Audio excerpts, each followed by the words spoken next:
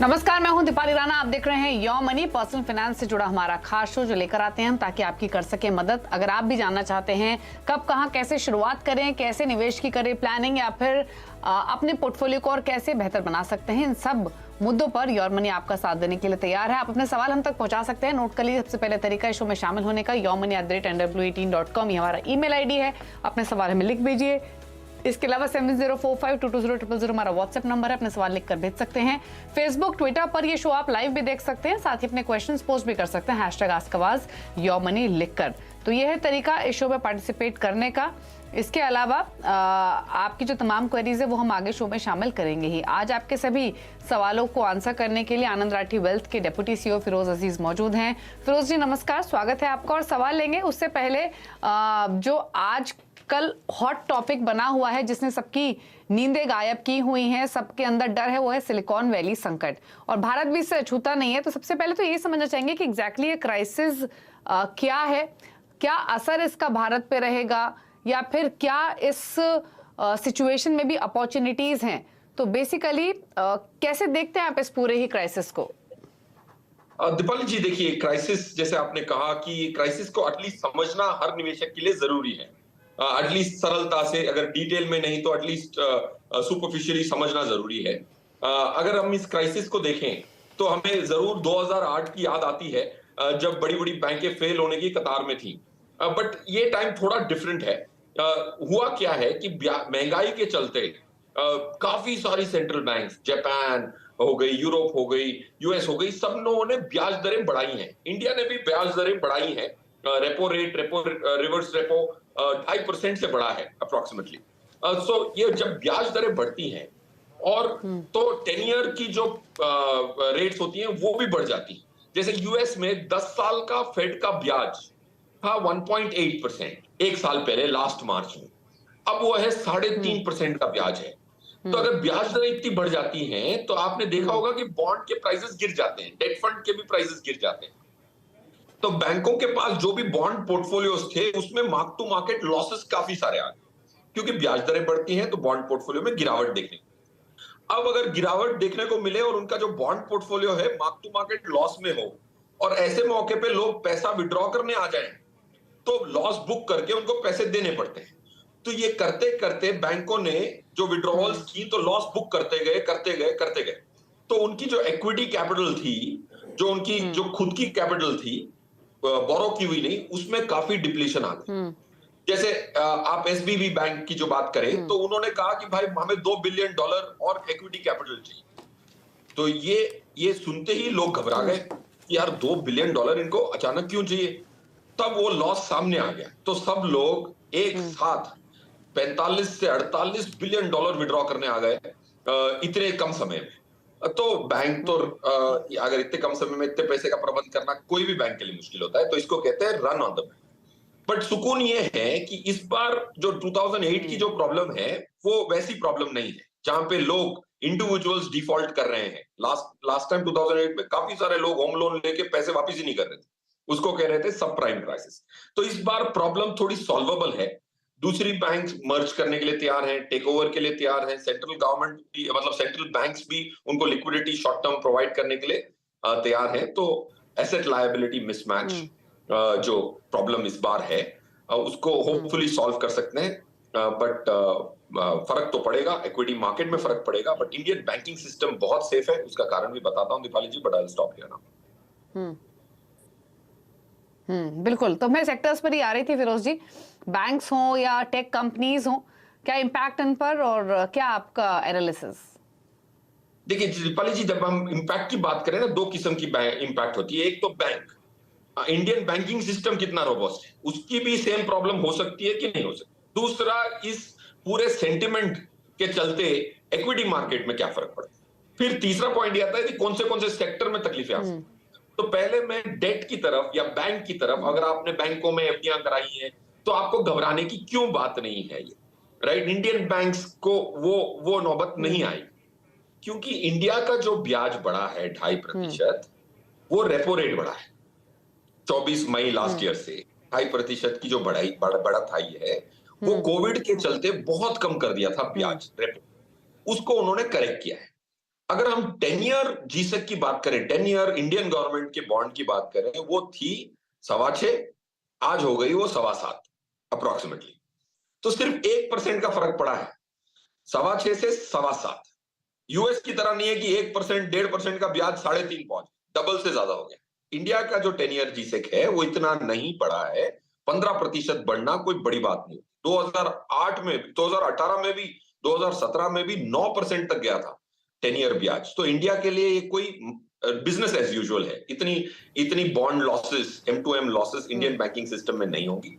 और जो भी एनपीएस थे वो भी राइट बैक हुए हैं, काफी सारी बैंकों के रिजल्ट्स में देखा होगा। तो कोई भी एफडी वाले को इंडियन बैंकिंग सिस्टम से घबराने की मेरे हिसाब से बिल्कुल भी जरूरत नहीं। अब रहा सवाल इक्विटी का। इक्विटी में बैंकिंग सेक्टर प्रेशर में रहेगा और आईटी सेक्टर, जैसे आपने उत्तर दे दिया दीपाली जी, ये दो जो सेक्टर्स हैं उनका डायरेक्ट इंपैक्ट होता है इक्विटी के सेंटिमेंट पे। तो ये दो सेक्टर से थोड़ा आपको सुरक्षित रह के चलना है। अगर आपके पास टेक्नोलॉजी की सेक्टर फंड है तो आपको थोड़ा धीमे चलना है। काफी लोगों ने खरीद रखा है। जब सवाल आते हैं दीपाली जी, आपने भी नोटिस किया होगा, किसी ने टेक्नोलॉजी डिजिटल फंड खरीदे हुए हैं क्योंकि उनकी प्रदर्शन अच्छी थी तो लोग पास परफॉर्मेंस के चक्कर में खरीद के बैठे, उसको बेच के डिवर्सिफाइड में चले जाए। That's the recommendation. ठीक है, क्विकली कॉलर्स पे जाएं। फिरोज जी, इंडियन इकोनॉमी की ग्रोथ कैसी है? बहुत सारे रिपोर्ट्स हमने पढ़ी हैं इसको लेकर, बट फिर भी अगर हम ओवरऑल जीडीपी ग्रोथ एक्सपेक्टेशंस की बात करें तो आपका व्यू क्या है?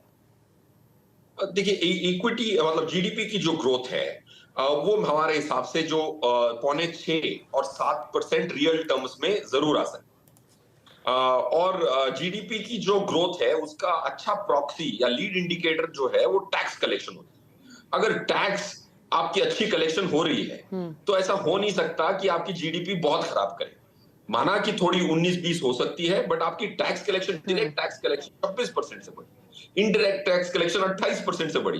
जितना प्रोविजन किया था उससे ज्यादा 1.5-2-3 लाख करोड़ ज्यादा कलेक्ट किया हमने। तो ये क्या संकेत देता है कि लोगों के बिजनेस अच्छे चल रहे हैं, इकोनॉमी में काफी ट्रांजैक्शंस हो रही हैं, काफी एक्टिव है इकोनॉमी। That's point one. और जब आप महंगाई को जोड़ दें और उसको देखें nominal GDP, nominal GDP 12-13 India की आने की गुंजाइश है।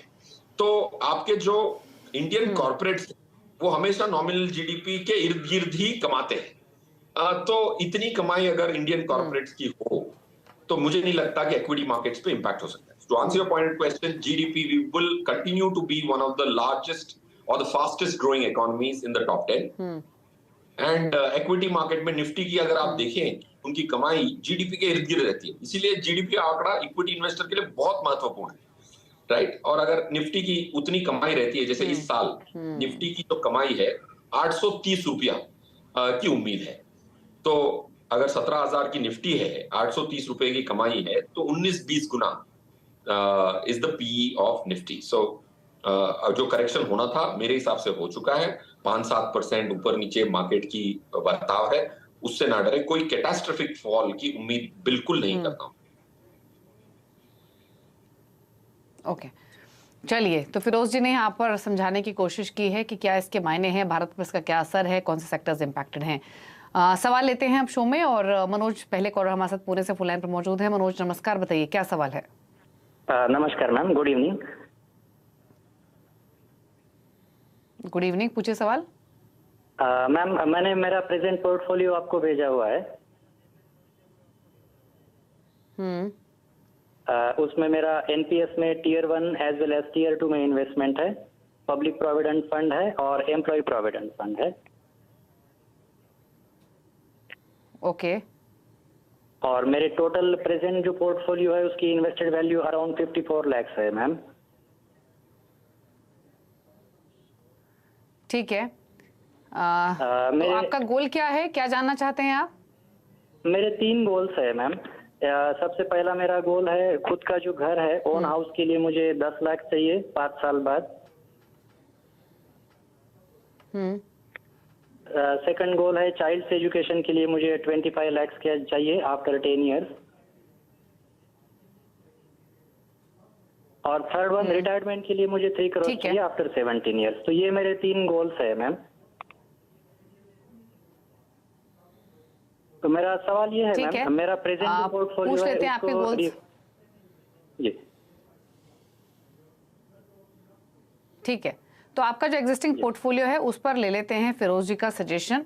आपके पास 4-5 फंड्स हैं, गोल आपके अलग अलग हैं, आपने ट्रेडिशनल इन्वेस्टमेंट टूल्स रखे हुए हैं, साथ ही हेल्थ इंश्योरेंस, लाइफ इंश्योरेंस भी हैं आपके पास। तो बताइए फिरोज जी, क्या सजेशन रहेगा इनके लिए?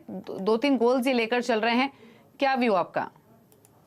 आई थिंक मनोज जी की जो इन्वेस्टमेंट्स हैं, उनकी जो इक्विटी इन्वेस्टमेंट्स हैं, मेरे हिसाब से सिर्फ वो एनपीएस तक सीमित हैं।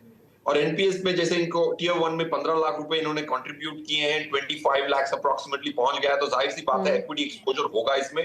और इनकी जो टियर 2 की कंट्रीब्यूशंस है वो भी ऑलमोस्ट डबल हो चुकी हैं, तो इक्विटी कंट्रीब्यूशन एनपीएस में जरूर इन्होंने चुना होगा एसेट एलोकेशन के माध्यम से।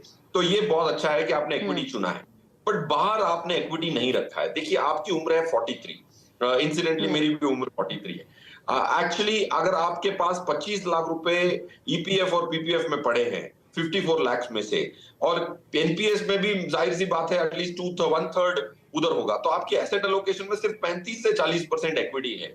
देखिए आपके पास वक्त है, आपकी रिटायरमेंट को 17 साल बाकी हैं फॉर एग्जाम्पल। तो आप इक्विटी की एलोकेशन को अगर 60-70% नहीं करेंगे तो आप ये महंगाई को मात नहीं दे पाएंगे। ये अगर जहन में बैठ गई बात, तो हाथी के पांव में सबका पांव कहते हैं ना, वैसे ये इंपॉर्टेंट चीज है मनोज जी मेरे हिसाब से। बिल्कुल घबराए ना, शॉर्ट टर्म वॉलेटिलिटी रहती है, बट लॉन्ग टर्म में इक्विटी डेट को बीट करने की क्षमता रखती है और ज्यादातर बीट भी करती है। तो आपको अगर गोल्स अचीव करने हैं, अगर हम सोचें कि आपको एसआईपी से अचीव करने हैं, तो 12,000 रुपए की जरूरत पड़ेगी आपको 10 लाख रुपए इकट्ठे करने के लिए हर महीने, चाइल्ड एजुकेशन के लिए 10,000 और रिटायरमेंट के लिए 36,000, apart from what ever you have currently calculated for yourself. तो फंड्स बता देता हूं, इक्विटी एलोकेशन प्लीज बढ़ाएं। SBI large and mid cap, Kotak emerging equities, DSP small cap, Aditya Birla small cap, HDFC focus 30, HDFC flexi cap और SBI Contra. ये आपको मैंने 7 schemes बताई हैं, इसमें प्लीज आप अपनी इक्विटी, अगर पीपीएफ रिडीम हो सकता है तो उसको रिडीम करें और इक्विटी की एलोकेशंस बढ़ाएं। ठीक है, चलिए, तो ये सजेशन दिया गया आपके पोर्टफोलियो को लेकर और उसी के हिसाब से आप रणनीति बना सकते हैं। रुक रही साथ एक ब्रेक के लिए, ब्रेक के उस पर कुछ और सवाल आप देखते रहिए यो मनी।